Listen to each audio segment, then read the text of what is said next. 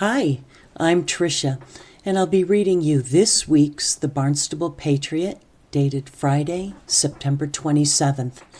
And we lead off today with Visualizing Climate Change, Fish Flag Project in Hyannis.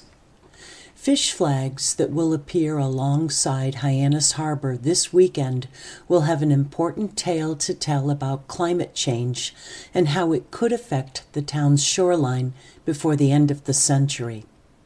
They're part of the Rising Waters participatory art installation that is coming to the Cape Cod Maritime Museum and Asselton Park on September 21st as the Barnstable Land Trust observes Environmental Awareness Month.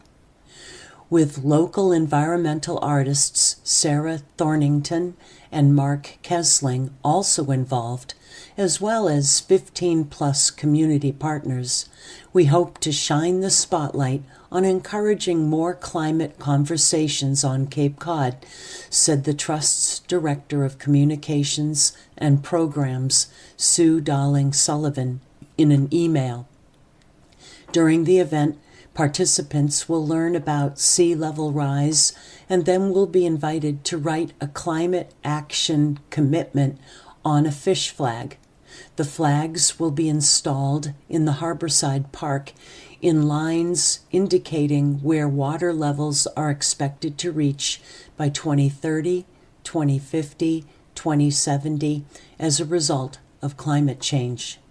It's a particularly timely issue to highlight, according to Barnstable Land Trust Executive Director Janet Milkman. According to the Yale Center for Climate Communications, 76% of people in the U.S. believe global warming is happening and that it is a priority, but most people rarely talk about it, she said.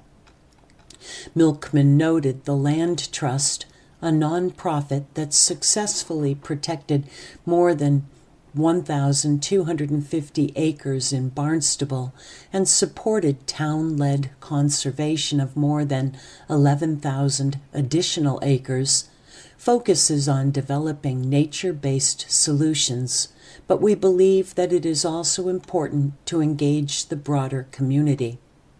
Through collaborations and programming, we hope BLT's initiative will inspire new climate conversations both on and off the trails, she said. Rising Waters is a global project created by Susan Israel of Climate Creatives with an aim to provide visual interpretation of forecasted sea level rise that people can immediately relate to, helping them visualize what is at risk, according to the organization. The project has been featured in more than 40 locations around the U.S. and abroad in cooperation with local partners. Sullivan said she was familiar with Israel's work and was the one to suggest bringing the project here. Climate change and climate resiliency are inextricably linked to BLT's daily work and nonprofit mission of protecting the natural resources and special places in the town of Barnstable and nearby, she said. I was familiar with Susan Israel's work and thought BLT's Environmental Awareness Month programming was a perfect opportunity to bring her to Cape Cod. As part of the Rising Seas project in Barnstable, Thornington, a local marine debris artist, will work with visitors to create a temporary upcycled artwork using beach debris. Additionally, Kesling, founder of the Dennis-based Da Vinci Pursuit, an organization that, according to its website, brings together artists, scientists, and community members to create unique interactions and conversations, will lead an art science harbor walk focused on water, climate change, and fish through a creative lens. This weekend's event marks the project's Cape Cod debut and is the culmination of the Barnstable Land Trust's environmental programming this month that's included story walks, upcycled crafts at various libraries, a watch party, and discussion of the 2012 animated film based on Dr. Seuss's book, The Lorax, a beach cleanup, a climate change trail hike by Resilient Woods Hole, and an author talk about climate conversations. When is this?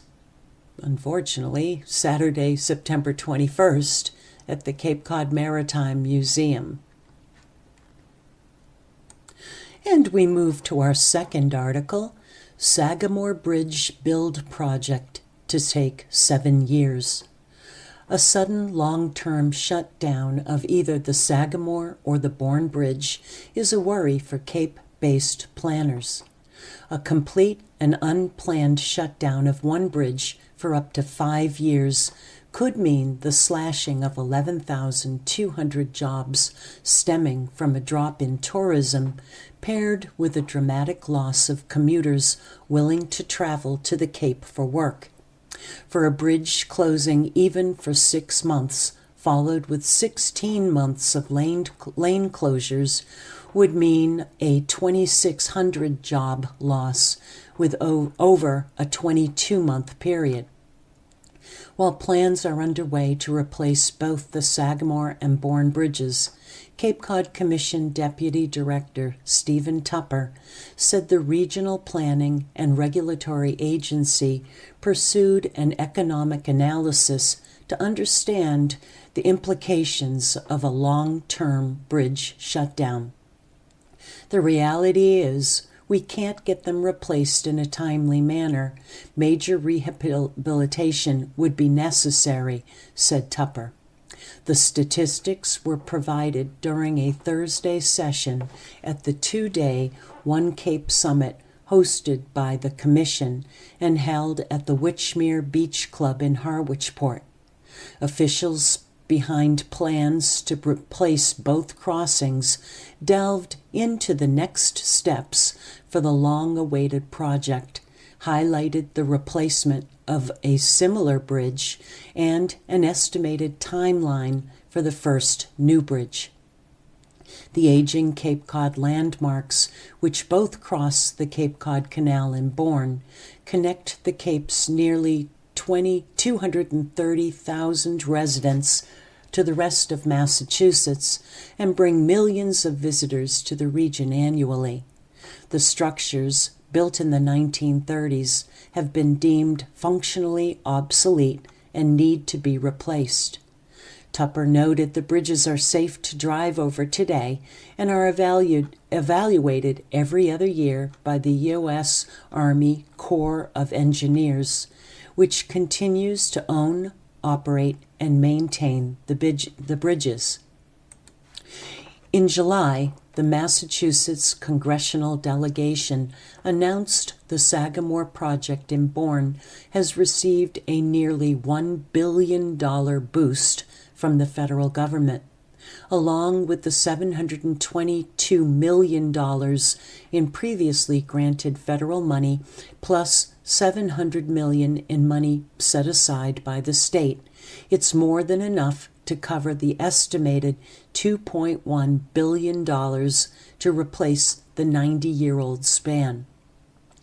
As for the Bourne Bridge, a request for Infrastructure for Rebuilding America funding and National Infrastructure Project Assistance, which is called MEGA, funding, was submitted in May, and a request for Bridge Investment Program funding in August, both to the U.S. Department of Transportation, according to Brian Cordero, Program Manager for the Massachusetts Department of Transportation.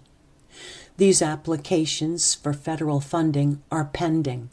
The remainder of the funding is expected to come from state bond funds and U.S. Army Corps of Engineer funds. Currently, the design for the replacement is a twin arch with 3 lanes in each direction. Each existing bridge will be replaced with twin bridge structures, separating traffic in each direction to its own bridge, according to the state. One of the goals that we're really working hard on is how fast you can get traffic off the existing bridge, said Dave Anderson, project manager for design firm HNTB, which is working with the state. Because you have all been through it, when you have maintenance activity occurring on the bridge, you take one lane in each direction, and the whole world changes between the two bridges. So our goal is to figure out how you can get people off these two bridges as quickly as possible, and that is why we think it makes sense to have the two going concurrently.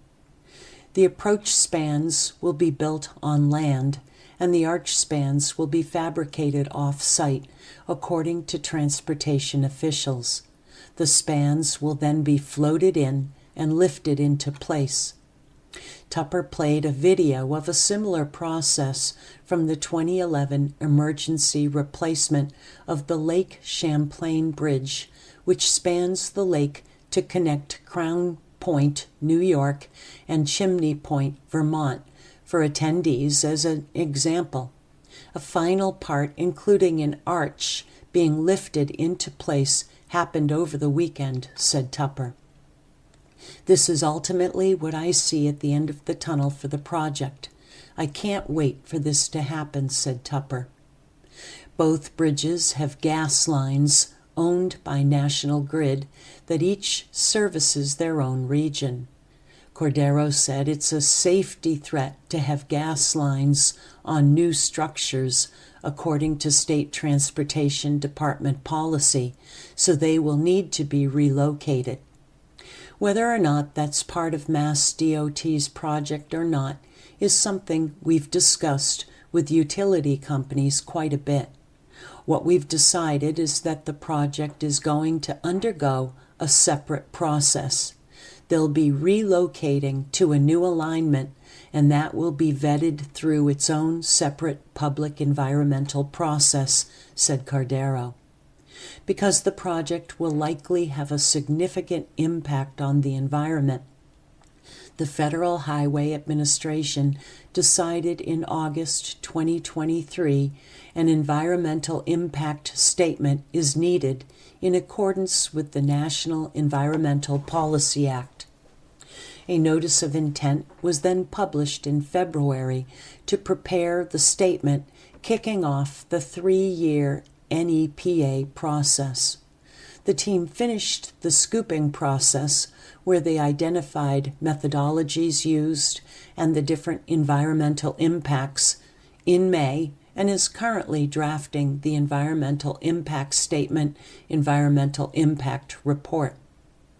But state transportation officials still predict a lengthy timeline. Major milestones are expected in coming years, including final permitting and entering procurement to select a design for the new Sagamore Bridge sometime in the fall of 2026, which would extend through all of 2027. From there, construction could take 7 years, said Cordero to gasps in the room. There's still a lot going on. You can float the arch in place in one weekend, but there's a lot of other stuff that needs to happen. And next up, Coca-Cola features 60-year-old message in bottle on Mashpee Beach. In April, a post on social media caught the attention of Worcester Telegram and Gazette. Kate Rivers had found a Coca-Cola bottle containing a message on a Cape Cod beach, South Cape Beach State Park in Mashpee. Written on the decaying letter was a first name, an age, and an address, 14-year-old Wendy, Kennicott Road in Worcester. Less than 24 hours later, the identity of Wendy had been uncovered. Eha Talarico saw the story and immediately thought, "Oh my God, that's my mom." Both the handwriting and address matched that of her late mother, Wendy Warner, who died in Grafton in 2021. When you lose someone, you want to look for a sign, she told the T&G in a previous interview. It's like the 14-year-old version of my mother is reaching out to me. Now, Coca-Cola is retelling the story of how the message in a bottle brought two women together 60 years after it was penned, with a 2-minute video on its YouTube channel, which has nearly 4.5 million subscribers. Meeting Kate was surreal, Tallarico said after the release of Coca-Cola's video. It sort of felt like we knew each other through this shared experience. My mom would have gotten such a kick out of us meeting this way. I really appreciate Kate so much. She didn't have to go on this journey, but she chose to, and I think that's amazing and special. I think we could all relate to the story about bringing people together, Rivers said. Meeting Aja for the first time was a really heartwarming moment for me. I never imagined we'd be sitting on the beach together, sharing this wonderful moment, talking about her mom, Wendy. Aja was so kind, and I felt like we could have sat and talked forever, Rivers said. It was really nice being able to meet with Aja in the loss of our moms. Rivers lost her mom 2 years ago this September. And our final article on the front page of the Barnstable Patriot, Stop Being a Persecutor, Sheriff to D.A. Galabois after court decision. A Barnstable Superior Court judge has dismissed a lawsuit brought by the Cape and Islands District Attorney against the sheriffs of Barnstable County and Dukes County that sought to disclose confidential employee personnel records of the sheriff's staff members going back 20 years or more. Barnstable County Sheriff Donna D. Buckley and Dukes County Sheriff Robert W. Ogden sought the dismissal of the case in Barnstable Superior Court September 3rd.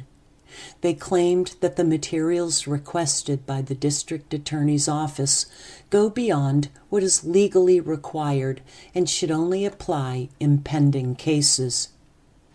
Both sheriffs were pleased with the ruling, but still questioned the purpose of District Attorney Robert Galabois' efforts for more than a year.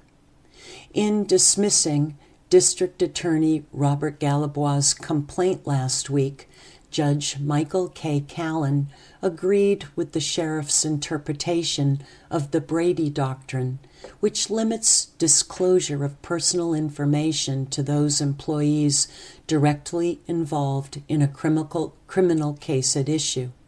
Employees in Barnstable County's Sheriff's Office specifically are responsible for collecting and securing evidence collected at crime scenes throughout the Cape and Islands. The landmark decision, Brady v. Maryland, handed down by the U.S. Supreme Court in 1963, held that, under the Fifth and 14th Amendments, a prosecutor has a duty to disclose favorable evidence to defendants upon request if the evidence is material to either guilt or punishment. Judge Callan understands the law and saw through whatever the ultimate goal of the district attorney was, Ogden said in response to the ruling by phone on Monday. He said he was confused about why the district attorney's goal was to persecute his own law enforcement employees over something that was not required of them. Ogden said he had supported Galabois' campaign for office and considered him a colleague and a friend. His message to Galabois is, "Can you please stop being a persecutor and go back to being a prosecutor and doing your job?" Ogden said he and his employees just want to get back to work as the directives have taken a lot of personal time and money. Buckley responded to the ruling by phone, saying that Galabois' effort defies logic and his explanations never made sense. She said, "I hope this is an opportunity for us to move forward."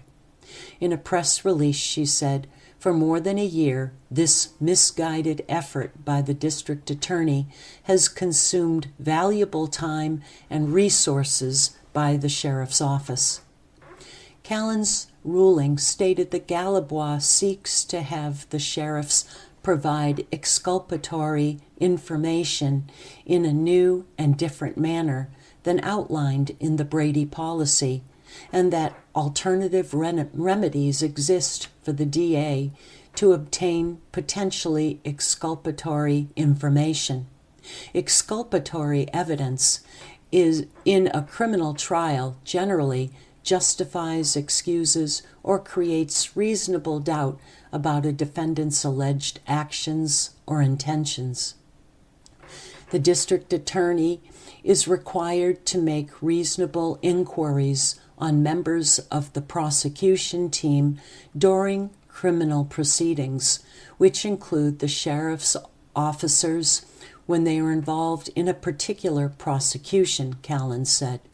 But he added, in fact, the party who is entitled to the potentially exculpatory information is the defendant subject to prosecution, not the district attorney. Both sheriffs said they have always complied with the Brady obligations in individual cases. After the September 3rd hearing, Buckley told the Times, "I'm not violating the law. I make sure our office complies." But she said that does not include personal information about any employees. Ogden's attorney, John Collins, said in the court hearing that no other district attorneys in the state or country are asking for the information that the Cape and Islands district attorney has been seeking. The requests for Brady compliance go back more than a year and a half since Galabois took office in January 2023, and the office learned that it had not established written policies or protocols for obtaining and disclosing Brady information. The district attorney's office first provided copies of its new policies and procedures relating to Brady information to both sheriffs, then amended its policy on the issue to comply with a Massachusetts Supreme Judicial Court ruling in January of this year. The DA's office sent correspondence numerous times to both sheriffs, who repeatedly declined to comply.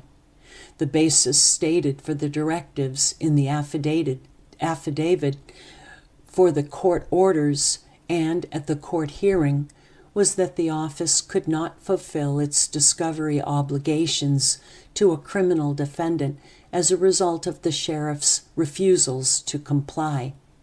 Assistant District Attorney Rose Ellen Elcori said in the September 3rd hearing, "It's telling the sheriffs to allow us to do our jobs." And moving into the paper, on page 2, second person dies in Yarmouth boat trailer crash. A second man has died after an 81-year-old Yarmouth port man hit a boat trailer on North Main Street on August 30th, according to the Yarmouth Police Department. Cornelius Allen Bottomley, 54, of Hanover, has died from injuries sustained in the crash, according to a press release posted Monday, September 23rd, to the Yarmouth Police Facebook page. His nephew, 14-year-old John Ewan of Norwell, was also killed as a result of the crash. On the day of the crash, Ewan died and 2 others were taken to Cape Cod Hospital in Hyannis, the Yarmouth Police Press said in a release. Peter Richmond, 81, will now face a second count of motor vehicle homicide by negligent operation, according to a press release on Monday. In early September, Yarmouth police officer Nicholas DeMarco said that a criminal citation was presented to Richmond. Around 1 p.m., August 30th, Hugnan and Bottomley were working together on a boat trailer that had become disabled from a broken axle, police said. The teenager and his uncle had pulled the trailer over to the side of the road. Richmond crashed a 2020 Cadillac Escalade into the trailer from behind, according to a police press release. At the time, Yarmouth police received 911 calls reporting that a person was pinned between a boat and the vehicle towing it. Officers responded to the scene, and Yarmouth Fire Department's heavy rescue equipment was requested, according to the release. Richmond remained at the scene and cooperated with the investigation, the police said. And we've got here an article from Eric Williams. Are stairs at Marconi Beach a thing of the past? It could be a while before beach access is restored at Marconi Beach in Wellfleet. The beach stairs, which allowed visitors to descend from a 50-foot-high bluff to the sand, were damaged in recent days by storm-caused erosion and are now unusable. We don't have any timeline for Marconi Beach access at this point. Our focus right now is assessing damage and erosion to the shoreline. Susan Reese, the Chief of Interpretation, Education, and Cultural Resources at the Cape Cod National Seashore, wrote in an email to the Cape Times on Monday. The damaged stairs had a short lifespan. They were installed in the spring, part of a series of construction projects aimed at improving visitor safety and park infrastructure, according to a seashore release. According to Reese, the stairs cost $246,419. She added that the previous beach stairs had lasted 5 years and were replaced in the spring because they were showing significant rot.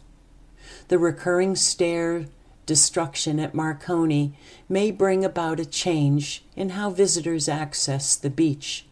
According to Reese, the park is considering various options to include a path at Marconi Beach. The path approach has been successful for the park at Nauset Light Beach in Eastham, once served by beach stairs that were periodically damaged. In 2018, the seashore opened an approximately 600-foot-long sloped path that allowed beachgoers to access the sand without the use of stairs. And now a little political news. Provincetown Democrat leaves state rep job early. After serving almost 20 years in the Massachusetts House of Representatives, state rep Sarah Peake will resign from office immediately and join the Healey administration, according to Governor Maura Healey's office.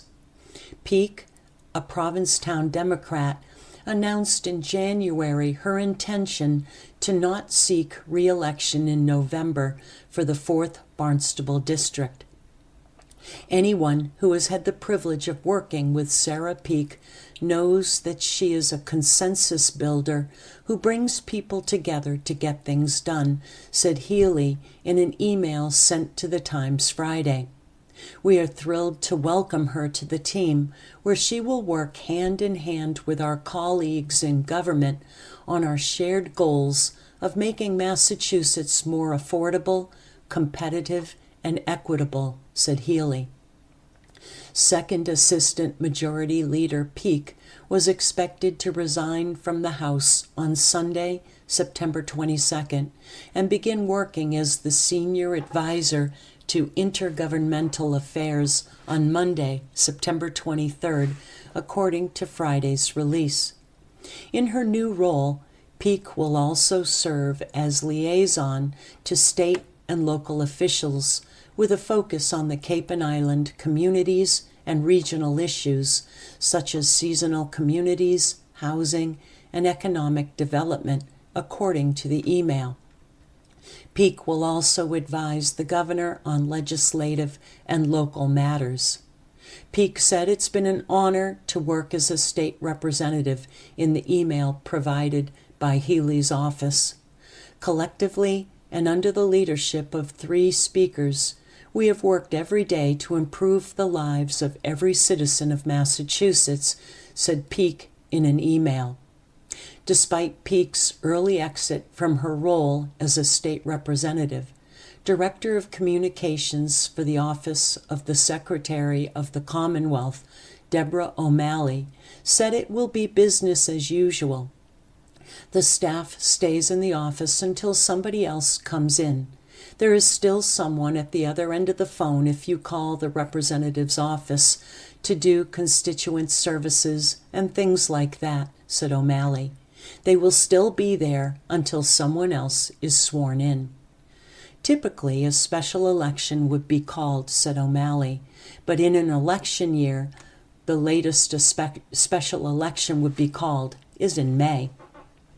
At that point, nomination papers are already filed, people are already on the ballot for the regular elections, and election season is already happening, she said. The 2-year House seat for the 4th Barnstable District is up for election this year. The primary was September 3rd, and the general election is November 5th. One person is running for the seat, Hadley Luddy, a Democrat from Orleans. Peake has served as a state representative for the 4th Barnstable District since 2007 and has chaired the Joint Committee on Tourism, Arts, and Cultural Development and the Joint Committee on Municipalities and the Regional Government. Peake has also served as co-chair of the Regional Transit Authority Caucus and Legislative Commissioner on the Atlantic States Marine Fisheries Commission. In 2015, Peake also founded the Rural Caucus and served as its co-chair. In that same year, then Speaker Bob DeLeo appointed Peake to the 3rd Division Chair, and in 2021, House Speaker Ronald Mariano made Peake the 2nd Assistant Majority Leader. Throughout her time in the House, Mariano said Peake always gave a unique perspective of the Cape to House constituents. It was for those reasons that I chose Sarah to serve as a member of my leadership team, and I have no doubt that those characteristics will make her an invaluable asset to the Healy-Driscoll administration going forward, said Mariano. Peake has also previously served on the Provincetown Select Board and the Provincetown Charter Enforcement Commission. She also co-owned a bed and breakfast in Provincetown with her wife, Lynn Mogul. And our continuing news on offshore wind. How much will offshore wind cost moving forward? Massachusetts residents already pay some of the highest electricity prices in the country, and the state is going to need a lot more power as it tries to make a big shift away from fossil fuels. So how much will it cost to generate cleaner electricity with offshore wind? The pricing details for the state's latest slate of offshore wind projects won't be available until contracts are put on file this winter, and it is clearly a sensitive topic for the industry and its boosters in state government. The projects chosen this month are widely expected to cost ratepayers more than previous projects, and the Healy administration would only say that they will be cost-effective when compared to the cost of building other power generation projects in the future. Boston area electricity prices were 64% above the national average last month, federal data show, and Massachusetts abandoned its attempt at forcing a declining cap on offshore wind power prices in 2022 when it eliminated the legal requirement that each new project selected charge a lower price than the previous one. Senator Mark Montigny, a New Bedford Democrat, who hailed the generational economic development his city and others are seeing from the offshore wind industry, also made clear this month that he was uncomfortable with the way offshore wind pricing has been handled. He said in a statement that Massachusetts must carefully examine the impacts these deals will have upon ratepayers who simply cannot afford unsustainable energy costs. More scrutiny and proper oversight from government is essential if we're to avoid another embarrassing situation, such as when companies were allowed to walk away from legally enforceable contracts following foreseeable inflationary pressures in the market, or a blade failure exposed a complete failure in preparation and public communications, he said. Healy's office said price information will be made public when contracts are filed for Department of Public Utilities approval. Contract filing has been scheduled for December 18th, but state officials say that it is merely a target and instead of referenced winter multiple times. The bidder documents give the state-led evaluation team the right to revise the schedule as necessary. While we wait for specifics from the most recent procurement and to have a measuring stick ready, here are the prices associated with past Massachusetts project. Cape Wind, 18.7 cents per kilowatt hour, approved in 2010 and ceased development in 2017. Vineyard Wind 1, 8.4 cents per kilowatt hour, approved in 2019. Mayflower Wind, 7.8 cents per kilowatt hour, approved in 2020 and canceled in 2023. Mayflower South Coast Wind, 7.7 cents per kilowatt hour, approved in 2022 and canceled in 2023. Commonwealth Wind, 7.2 cents per kilowatt hour, approved in 2022 and canceled in 2023. Boston area household average electricity price in August of 2024, 30.5 cents per kilowatt hour. Nationwide household average electricity price in August 2024, 17.7 cents per kilowatt hour. And another article from Eric Williams, Curious Cape Cod. Can I pick cranberries on Cape Cod? Here's one answer and an adventure. This is the time of year when I come down with a serious case of cranberry fever. I see those incredible photos of wet cranberry harvesting on Cape Cod, and that stunning red roundup turns me green with envy. I've got to get on the cranberry game. Luckily, there are a lot of wild cranberries rolling around the Cape Cod National Seashore, and folks are allowed to pick a gallon per person per day for personal use. The big question, of course, is where are all those cranberries hiding? They seem pretty elusive. Maybe they move around at night to confuse people, then sourly giggle at wannabe gatherers. My methodology in the past has involved endless wandering and cursing while holding an empty basket. This is not the most effective strategy, so I figured I would ask an expert for help. I reached out to Susan Reese, the Seashore's Chief of Interpretation education, and cultural resources for a few cranberry gathering tips. She sent back a powerhouse paragraph. Some good places to go are in the dunes of Provincetown. They grow in bogs, so look in the low places. Just remind people to pay attention to how they got there so they don't get lost. An easy place might be off the back of the Province Lands Visitor Center. Finally, a clue.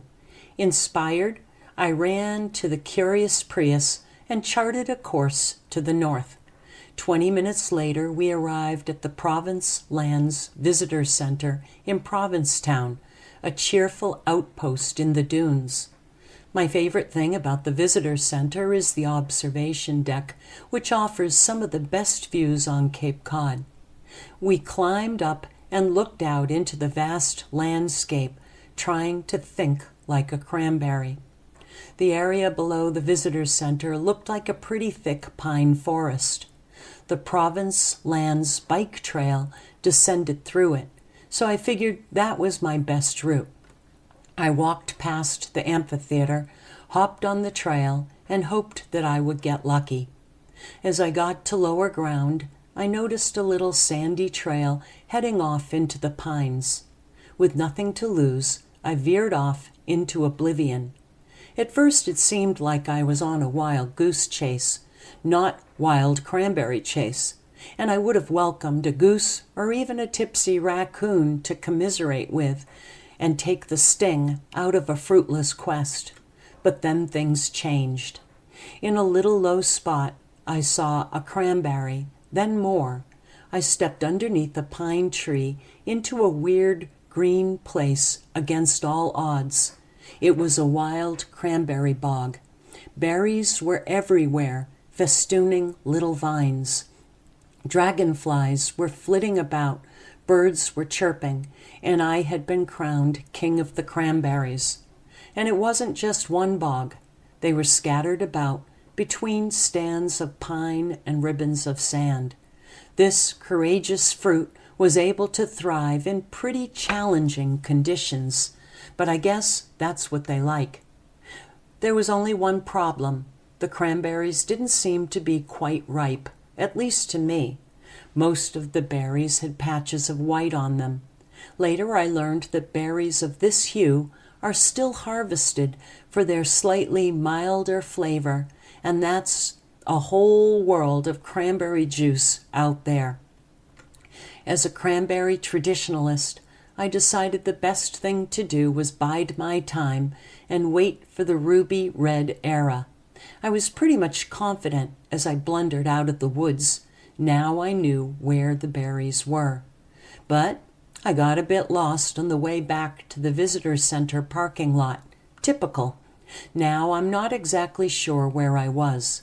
I'm hoping the magic phrase, off the back of the Province Lands Visitor Center, and a bit of luck will bring me back to the bogs in a few weeks. And a few articles about entertainment on the Cape. Love horses? Check out gorgeous film on equine therapy helping people. The deep connection between people and horses will be explored in How Horses Heal, a documentary featuring longtime Cape Cod radio personality Cat Wilson and Chatham author and actor Christy Cashman. When you put your hand on a horse, that's when the magic happens. And it's real, says Wilson in the film. She was that girl in the morning on Cape Country 104 for many years, as well as owner and executive producer of The Cheap Seats. The film's premiere is at 7 p.m. October 10 at Chatham Orpheum Theatre, which is sold out, but a second show has been added at 7 p.m. October 24th. Tickets are $30, with all proceeds benefiting the non-profits Emerald Hollow Therapeutic Riding Center in Brewster and Mills River Rescue and Sanctuary in Marston's Mills. The film's Co-producer and underwriter Cashman said horses have always been a part of her life, and she continues to ride at her seasonal home on Strong Island in Chatham. My mom died when I was 17. I was able to tolerate the pain and have a coping mechanism. I felt like he was absorbing some of the pain. He was a bit of a buffer, she said of her childhood horse, Rambler. Cashman, who wrote the novel The Truth About Horses, will MC a panel after the October 10 screening. Director and cinematographer Jeffrey Bassett and producer Kim Rodriguez take you on a visual journey throughout New England at local farms and sanctuaries where you will witness how horses help people unconditionally, according to the film's publicity materials, which note that PTSD, autism, and multiple sclerosis are among a host of challenges treated with equine therapy. The panel will include psychologist Elizabeth Richardson, Emerald Hollow's Nancy and Nicole Sheridan, Mills River Rescue and Sanctuary owner Patty Maroney, equine integrative therapy pioneer Lynn Brian Phipps, and guests sharing first-hand accounts of their equine therapy. Tickets are available at chathamorpheum.org to watch How Horses Heal. And continuing on with film entertainment on the Cape, learn more about the movie Lee and its Cape connections. Lee Miller's life and career meandered from fashion model, artist, and photojournalist, and intertwined with artists such as Man Ray and Pablo Picasso, and it featured a significant Cape Cod connection. Her story, focusing primarily on her years as a photojournalist during World War II, is told in the film Lee, which will be showing at the Cape Cinema in Dennis starting this Friday, September 27th, and running through October 3rd. The film, which stars Kate Winslet as Lee Miller, was directed by Ellen Karas and in her directorial debut, and is adapted from the book The Lives of Lee Miller, written by her son, Anthony Penrose. The film also stars Marion Cotillard, Andrea Riseborough, and Andy Samberg. Miller's life is a fascinating journey from the 1920s through the 1930s to the end of World War II. It's the story of an amazing person through all walks of life, said Eric Hart, CEO of the Cape Cod Cinema Incorporated. She was a model being photographed for Vogue magazine, and then she became a photographer herself, being in World War II in combat situations. After a highly successful career as a fashion model, Lee moved to Paris in 1929 to study photography and eventually collaborate with Man Ray in fine art photography and became part of the Surrealist movement. In 1932, she returned to New York City and opened her own portrait and commercial photo studio. She returned to Paris in 1937 when the war broke out. She was living in London and experiencing the bombings in the city firsthand. It was then, as a middle-aged woman began working as a photojournalist, documenting the action and the horrors of combat of the British Vogue. Her first assignment was to photograph what was believed to be the liberated town of St. Malo.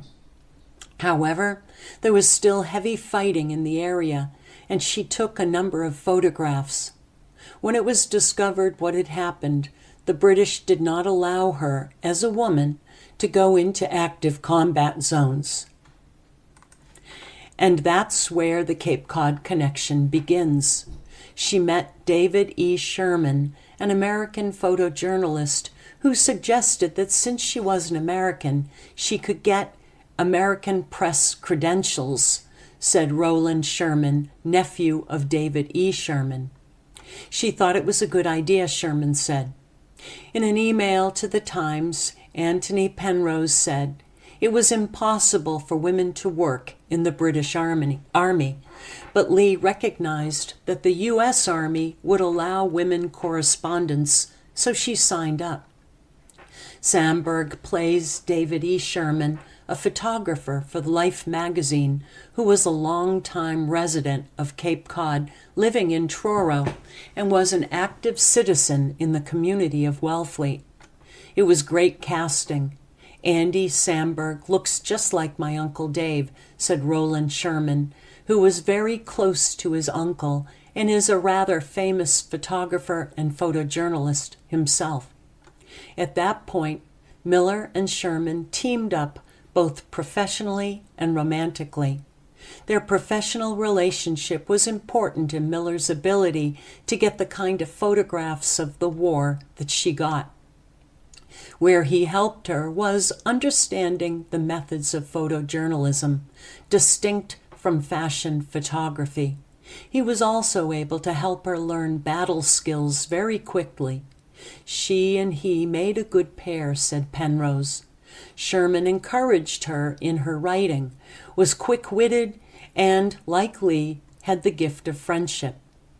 Miller took many photographs of soldiers, combat areas, and of concentration camps. Toward the end of the war, Miller may have appeared in one of her most famous photographs. All the rest of the press corps were heading to Berlin for the final showdown with Hitler. They did something counterintuitive and headed for Munich.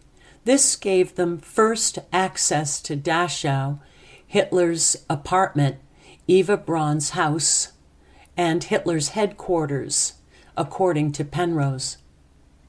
At Hitler's apartment, Sherman took a photograph of Miller sitting in Hitler's bathtub with her boots, dusty from the Dachau prison, lined up in front of the tub. It's believed that Miller then took a bath in that tub. The war, however, left Miller with PTSD, and she gave up photography. Her son, Penrose, said he never knew his mother was a famous photographer in her time. "My late wife, Susanna, discovered my mother's stash of photographs in the attic of our family home," Penrose wrote in an email. He discovered some of his mother's writing, a vivid account of an infantry assault on a heavily defended enemy position. It was up close and personal. There was no byline, and I assumed it was by some highly experienced life reporter. It did not occur to me that it could be my mother, Penrose said. It turns out there were about 60,000 negatives and about 20,000 fine prints, along with letters and maps and other writings. It took 3 years, Penrose said, to sort out the material, which led to his writing his mother's biography, The Lives of Lee Miller, which was published in 1985. And that started the trail which eventually brings us here today. Penrose also mentioned that he and David E. Sherman became great friends, often visiting him at his Cape Cod home. He called Sherman one of the most important people in his life and would not have been able to write the book without his help. Penrose and Roland Sherman will participate in a discussion after the showing on Friday. Roland Sherman, incidentally, was photographed by Miller when he was a small boy. He credits his uncle for getting him his first job in photography, working in the developing room at Life. Roland Sherman has many memories of his uncle and a lot of information about his relationship with Miller. Roland is known for his photographs of Bob Dylan's breakout performance at the Newport Folk Festival in 1963, his photographs of the March on Washington, his coverage of Robert Kennedy in 1968, and his winning a Grammy Award for his photograph of the cover of Bob Dylan's Greatest Hits album. A resident of Bourne, he has lived on Cape Cod since 2000.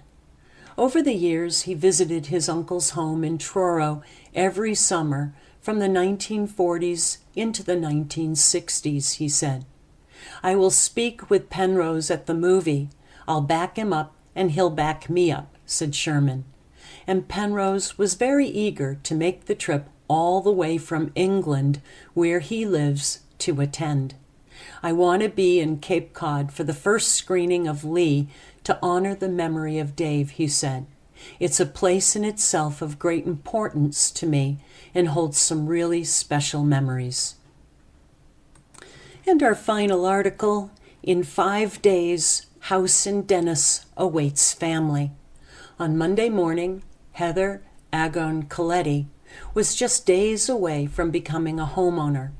Arcangeletti and her family currently live in a week-to-week arrangement in a home share in Dennis, but soon she and her husband, Dan Pirtle, and 2 children, Gabriel, 7, and Dominic, 17, are expected to move into a new 3-bedroom Cape home tucked behind the senior center on Route 134.